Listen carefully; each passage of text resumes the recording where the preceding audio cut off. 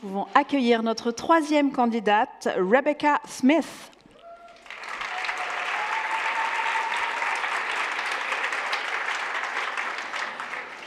Rebecca, your thesis is Rethinking the Logic of Neurotransmitters, and you've worked on this thesis with Professor Brian McCabe from the Laboratory of Neural Genetics and Disease. Yes. Are you ready, Rebecca? Yeah. Great. Enjoy.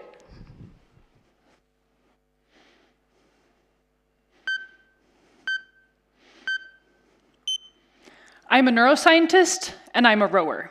These two identities converge because in my thesis, I'm studying the cells in our spinal cord that allow us to make movements. I work in a lab, and I really have two parts to my job.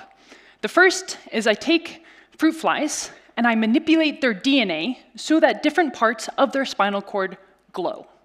And second, I take these fruit flies, as well as tiny, tiny scissors, I put them under a microscope, I take out the spinal cords, and I take pictures of these glowing parts.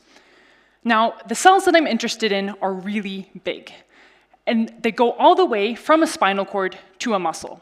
And in a fruit fly, this is about half a centimeter long, but in a human, these same cells are over a meter long. And the reason why they have to be so big is because they're relaying a signal from our brain to our muscle to be able to make a movement. And that's really their job. It's like a relay race. Our brain thinks, okay, I want to make this movement. These cells say, go, go, go, and then our muscle moves. And for years, we thought it was this simple. We thought this was the only signal these cells could make. But in my PhD, we've seen that actually they can send other types of signals as well. And these other signals, they're not saying go, go, go. Instead, they're saying, shh, quiet, stop. And they're saying this to surrounding cells that are projecting to other muscles. And this is actually quite genius of them, because if you think about the way we move, it usually comes in pairs. So if I want to move my bicep, my tricep has to be relaxed. So it's quite clever of the cell going to my bicep that's saying, go, go, go, bicep, to say, shh, stop, rest, to my tricep. And we think this allows us to make more complicated movements. I mean, think of a rowing stroke. So many muscles have to be coordinated at the same time. And if we're even a millimeter off the movement we want to make, the boat becomes unbalanced, and we lose all of our speed. But instead, we can be quite precise. And when we're precise, it's like the boat's flying. Now, let's zoom out even more, because this has more importance.